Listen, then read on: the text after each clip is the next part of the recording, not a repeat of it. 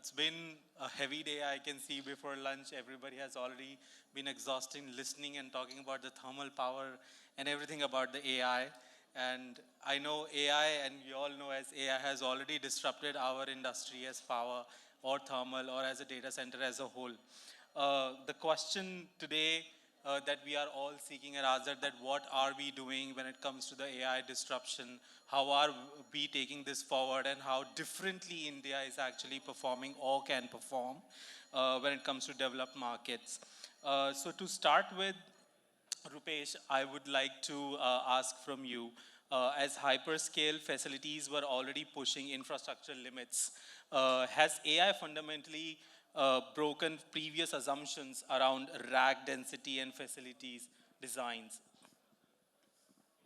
Yeah, thanks, Prateek. Yes, of course. I mean, that is a change which we all are going through now, right? So, I mean, last year, when we completed our 25 years of data center services in India, our first data center in Vashi, we are so proud to have a 2 kilowatt rack. Okay, now, now that has gone to, 130 is the starting ask itself, right? So that is how the industry is kind of grown now.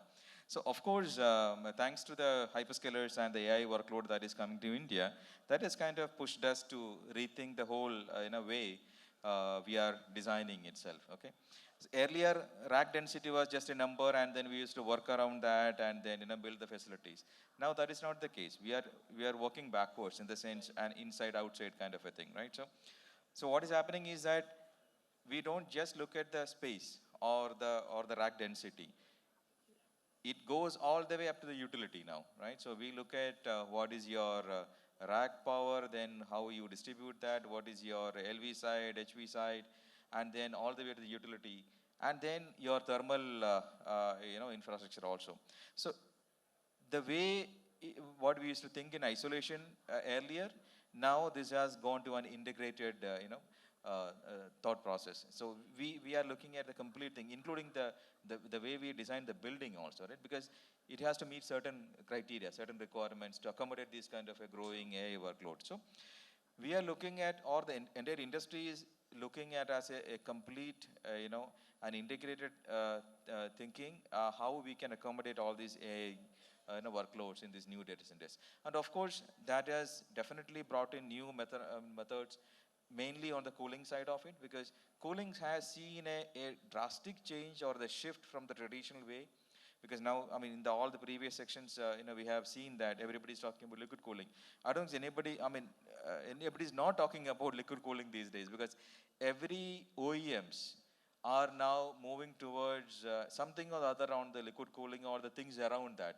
If not a direct CDU, they're talking about the piping for that. So that is how the industry has kind of changed the way we are thinking about things. So the point is that it is no more a space-based design. Right. Okay, we are talking about a power-based or a thermal-based designs now in all these AI workload-based data centers. True. So, at what rack density threshold do traditional operational assumptions starts breaking down today's era? Yeah, see, it will start from maybe a 20 to 40 kilowatt. We could still manage with the traditional data center infrastructure. When I say that, it's about an air-cooled facility, and probably with some retrofits into that, like maybe you add a rear door heat exchange or something like that, just to enhance that capacity. But then beyond that, definitely we should start thinking about the new modes of cooling. Especially that is when the liquid comes into the place, to kind of support that kind of a workloads. So I would say that 40 could be the kind of a limit, and then beyond that you start thinking about the liquid cooled designs. Interesting. Ganesh, the next question to you, I wanted to check from an actual operational standpoint, wherein what is the breaking first in AI ready environment? Is it power architecture, thermal stability, or operational process? I have some different version of it. I mean, it starts with the skill set. Yeah. And the manpower shortage available in the industry. So already there is a huge amount of shortage in the industry as far as skill set is concerned. Now since AI has come up, I think getting AI ready manpower or the manpower who are skilled on AI itself is a next level of challenge the industry is facing and we are also facing. So that is one. As far as processes is concerned, since AI has come, it is getting evolved, and it is not getting stable at any point in time. So processes are getting developed, and it is getting constantly changed. So adoption of those processes, making it standardized like the traditional data center itself has also become a different challenge altogether. If you talk about typical power and cooling, because of the heavy density loads in a concentrated area, that is already stressing everything back end. Be it heavy consumption at a concentrated load as far as power is concerned, and then blocking those capacities at the back end, whether you use it, you don't use it, but making those relay settings, making those capacity available in the concentrated area is the next challenge what we have. Similarly for cooling, because of the heavy thermal loads which are being added in the concentrated area, so overall data center operations parameters are getting disturbed, and the amount of dynamic load these days AI generates, it is also adding a lot of stress on all the utilities, be it UPS. UPS is now experiencing all those dynamic loads. I think these are the areas we are really facing challenges as far as operations is concerned, and these are the areas, operational areas which are already stressed out because of AI. So that's a very fair point, and I have listened this point as a concern even in the previous one, wherein we are going very fast. I mean, it's not a choice now anymore. We have to be with that same space with AI is demanding, but definitely humans, when they have to upskill, most of the time lags behind because we also have our learning curve. And as you mentioned that the skill is a problem, how are we fixing it? Or because I'm pretty sure this is a challenge across. So how are we fixing it? What challenges are we able to come across wherein when we are trying to fix this can be learned by everyone here? Yeah, as far as Equinix is concerned, I think the advantage we get is since we have presence across 33 countries, 275 data centers, I think we are the early implementers of most of the new technologies. And that's where we get a time to actually design, develop, and then do all the processing, all developing the process, be it MOP, UOP, or SOP required for the operations team. And there are handsome amount of trainings which goes not only to the country specific, but it actually goes to all the countries. And that's where we get that added advantage that existing skill set get added. Like today, if I talk about liquid cooling, although I don't have any liquid cooling implementation as of now in India, but our entire operation team is completely aware and trained on the liquid cooling since the installations has already done in many countries. So that's where the skill set is getting developed as far as new technology is being implemented in Equinix across globe. Okay. Follow up to that previous one wherein for years location strategy are driven by connectivity and latency. Are substenance and megawatt availability becoming the new prime real estates? Yeah, of course. I think Roopesh rightly highlighted. It is not now space because earlier data centers were designed with the rack density, rack numbers. Now nobody is talking about rack numbers. It is all about megawatts. So that's where, I mean, while designing the data center, even identifying a location for data center, everybody is looking for the abundant availability of the power. Then only they start looking at backwards that how much land we need and then how much design it goes into. Earlier it was like get a prime land, design the number of racks and then go for the power. We are exactly going in a reverse direction. It starts from power and then we do all the backward integration. Nice. So Roopesh, are customers now explicitly demanding AI-ready infrastructure, or is the industry still underestimating the infrastructure implications on AI workloads? What's customer has to say? There is an interesting question because what Ganesh said, like the land. Okay, one interesting thing happening now is that the customers are not asking for land availability now. They are not asking, do you have the land? They're asking, do you have powered land, right? So the expectation is that you have a land which have a pre-approved sanction of certain power from the utilities, okay? The mindset has gone to that level. So it is not just land alone now. So especially the AI or the hyperscalers are now assessing the service providers based on their ability to kind of scale up to that kind of a power demand. So everything is kind of going into a power driven or a power centric decision making point. So if you have a land, okay, we will consider. If you have a powered land, yes, we will sign. That's a kind of And if you have water? all the way good, actually. Also very good. But where does AI comes in? Like, are they even asking for, do you have AI specifications, or how well you can manage that? Is there any package or something which customer comes and asks that, like Pawar, is there anything specific on AI customer comes and asks? See, not really. So there is not a very major difference in those, infrastructure as such. Okay.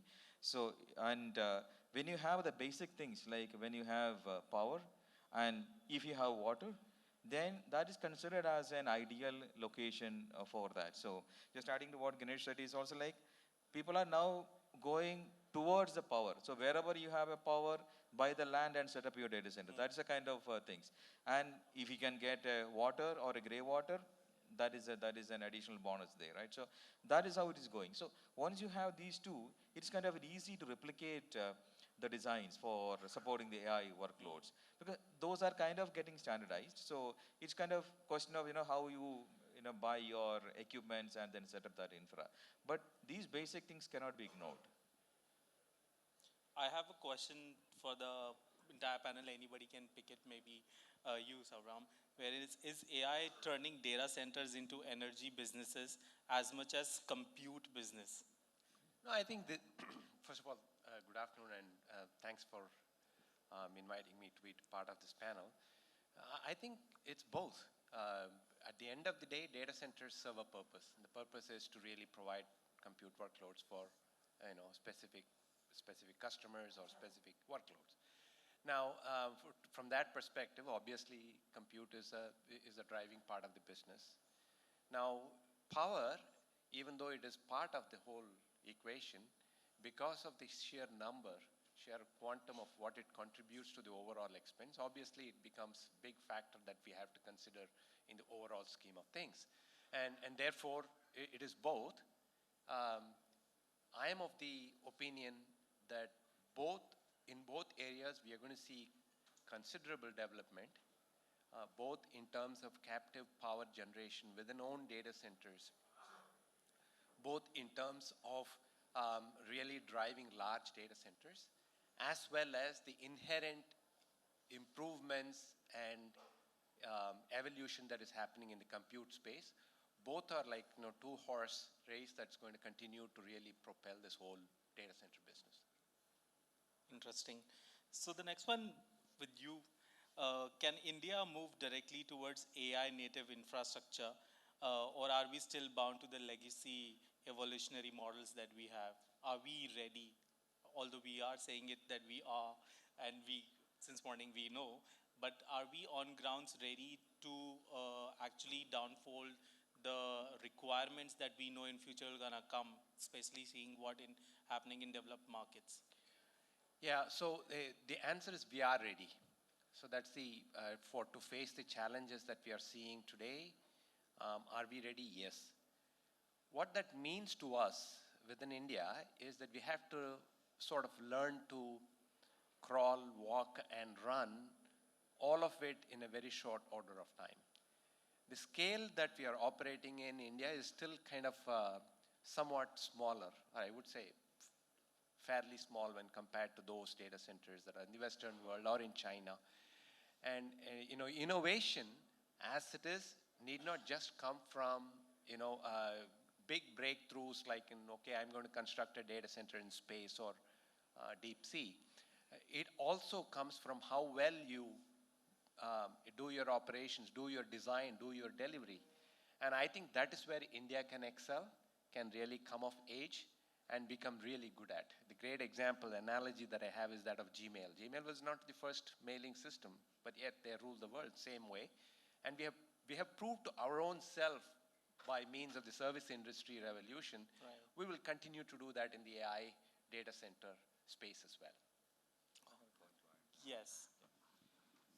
Yeah, I agree to him. And then we are ready. We are ready. So according to me, we are in the right point now because India has all the capabilities, the talent, the workforce, and then the infra, and then the people, technology, and a lot of manufacturing of these equipments are happening in India. Everything is there, good.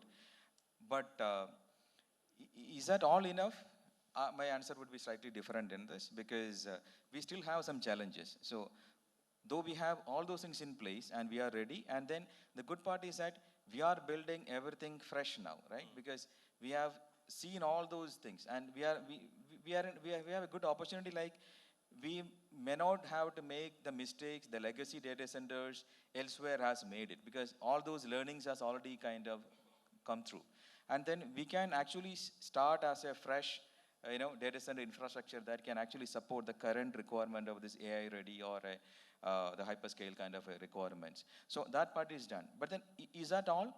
The question is no, because we have some issues which still needs to be taken care.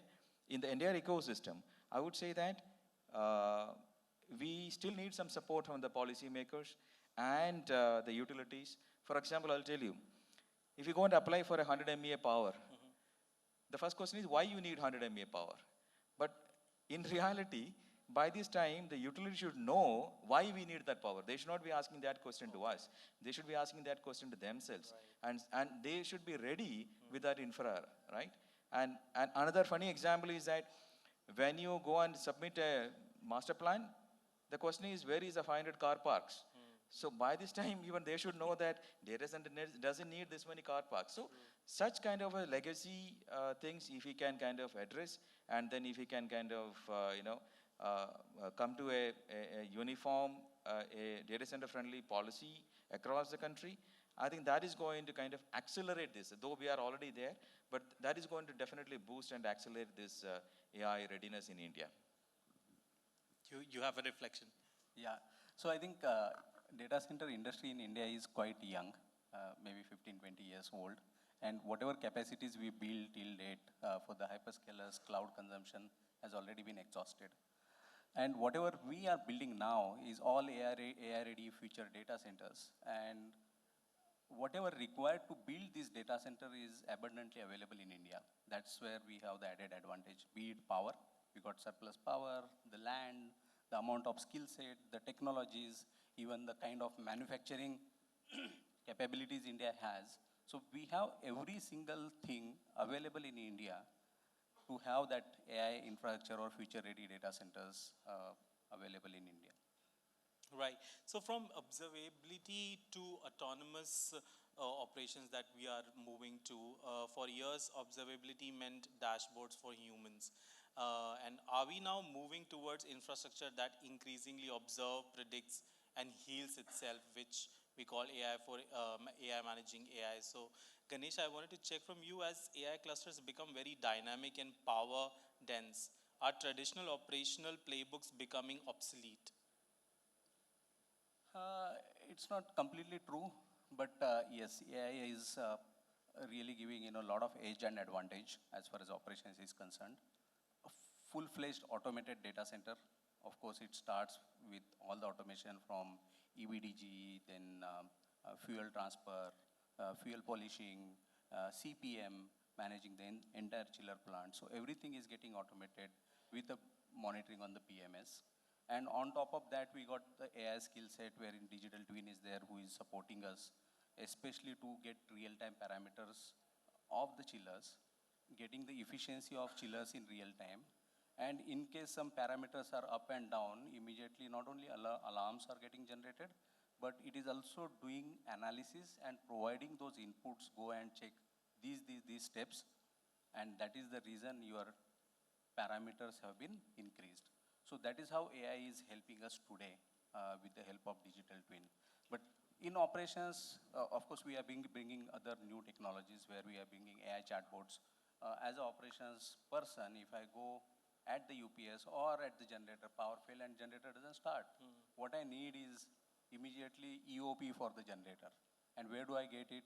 Either in a physical form, but we are getting through AI chatbots. So AI chatbot, if you ask the question, simply the verbal instructions of the EOP will be available right next to you, and you have to just follow the instructions. So that's where AI is definitely helping out, but human intelligence will definitely required to do troubleshooting and fault finding. AI will not be able to do that. As of now.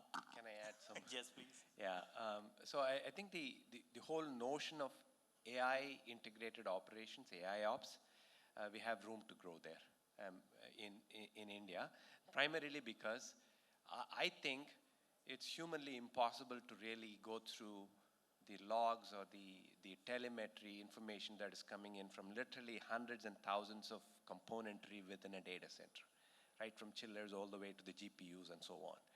And therefore, staring at a dashboard in a knock sock is not really going to be the most thrilling of jobs. Right? Obviously, having to have, utilizing AI interlaced with all the telemetry, and as Ganesh is mentioning, the experiential part of how human beings have gone through in creating the playbooks or SRE principles, etc. When you combine all of them, then the whole operational element of data center becomes much more intelligent, meaningful, and we all can really become what I call as operationally excellent, right? So that is one. The second part is when we are really talking about taking the next step, etc., that paves the door or that paves the way for us to become autonomous. How about AI coming in and using the different data, telemetry that is there to really make some agile decisions and say, okay, I'm going to redirect the fluid to somewhere else or workload to some other pod, etc. All of these are possible. Why? Typically, in a training workload, 0 to full workload, full throttle, happen in a matter of seconds. It is humanly impossible for you to really assess a failure or even understand a particular signal that is coming in from one of the elements. And therefore, we have to coexist and dependent on them. And therefore, it is important for human beings to take a slightly different role of orchestrating this whole operations than being, reacting to signals. Very well summed up there. I just wanted the kind of a one-line statement from you, wherein how do you see the fully autonomous AI operations stack looks like in 5 years from now? Do we need to come to a data center anymore? Absolutely. Do I need to log in? See, these because are my managers ask so. This is more like a philosophical question, right? So where would we end? AI, too much of AI, is it going to be helpful or is it not helpful? I'm of the thesis that human beings will always be in the loop. Human in the middle is essential, and therefore it is going to be, you have to come to the data center, so you cannot stay at home. So therefore, the idea of bringing in that experience that just Ganesh talked about, plus the procedural element which AI is really good about, and the reasoning capability, all of this will become the crux of how you will manage the data center of the future. So it is going to be symbiotic, not one or the other. Amazing. So AI managing AI. The human-led monitored evoked for human speed infrastructure, and the AI infrastructure increasingly operates at the machine speeds.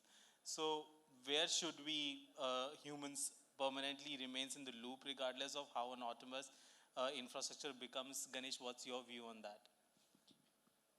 I think I already answered that. Human angle will definitely be there. AI is going to help a lot, making the life easy for the data center operations team. So that's where, human cannot be replaced by AI, but human can monitor the AI which is helping humans. So our job will mainly be just to ensure that the AI is working fine, and most of the workloads that currently is there on us, we are slowly going to be transitioning to AI. Yeah, what I can see is, down the line 5 years, we will not have hundreds of operations team members running the data center. We'll have only 2 or 3 people who are running the data center. So that's where AI is going to replace humans slowly, but not completely. Question to you, Roopesh. How realistic is the zero framework, which is, we keep talking about that zero downtime, zero touch, zero waste as practical operations blueprint? Yeah, nice. So zero seems to be the the choice or the the very what you call very attractive number now. Okay, though we say that 0 is just not a number, right? But then everything is going towards 0. Right. Okay. The flip side is that 0 is always kind of 100%. When you say that 0, downtime, that means that you have 100% uptime. Zero touch, like, you are like a completely autonomous, or, you minimize that. And I wish, we could have a lights out data center. Like, there is no human things. Though I know my colleague Venu will not agree to that, but still, if lights out maybe the way which we will be thinking. I'm being very highly, optimistic about, that. So yes, and then your 0, efficiency in terms of your power, water, even manpower, all those comes into that. So the world is kind of going towards that 0 becoming a magic number where we want to achieve in all aspects. How do we achieve that? 0 is what going to. 0 is equals 100. That's what my philosophy in that way. So where by achieving that 0, you're actually exceeding your expectation levels and your operation efficiency and cost and everything in that way. So that's what I think the world is going towards that. So the 0 is going to be a real, very soon, and everybody is trying towards that. 0 is the new 100. Yeah, that's right. That's right. Okay. I also wanted to check from all of you, if we meet again in 2030, what is that one thing about today's data center that we will all laugh about? I would say BMS room. That may not be required. I don't think so. We all will sit or the people will sit and look at the number of screens and then are watching at the alarms. I don't think that is going to happen. That is not going to happen, I think. That's what I said again. I'm being very optimistic about it, and we all are working towards that, especially at Sify, we are working on that. So we feel that all those parts will be taken over by the AI, or we have to take over that by the AI part, so that we focus on many other things. And the reactive part is gone actually. Or by that time, the operations will not be measured by how best you are reacting to a thing. It will become into a predictive intelligence kind of a thing. And then I feel that from an MTTR or an MTBF, we will go into an MTPI or MTPF. So in the sense, meantime to predict a failure. So that is what is going to be. So in that way, I would say that BMS room may be an obsolete, in our 2030 event maybe. Yes. I agree. I agree. I think the whole, I think if I come back in 2030, I look back at the current avatar of NOC and I'll have definitely a smile. How about you, Ganesh? Yeah, we may see human-less data centers in future. Okay. And that's You where, want the lights off? that's where some of the data centers of us, we don't have humans in the data center, and that is completely isolated. My personal experience when I was working in some other data center, the customer was of course from US, and they hosted in our data center. And he was like, locked that data center permanently, not given access to anyone. And that data center worked fantastically for 10 years. Nobody entered in those 10 years in that data center. So that is the real success story of having the data center which do not have the manpower, who goes in, checks the temperature, do all the stuff, and then make all those circuits. So I think the less you tamper, the less you do switching over, the less failures will be there. Thank you, everyone. It was a nice session, and it was really enchanting how we can make the AI operations better. And thank you, W.Media. I hope we are going to meet before 2030. Yeah. We should ask for the same panel. Yes, same panel, please.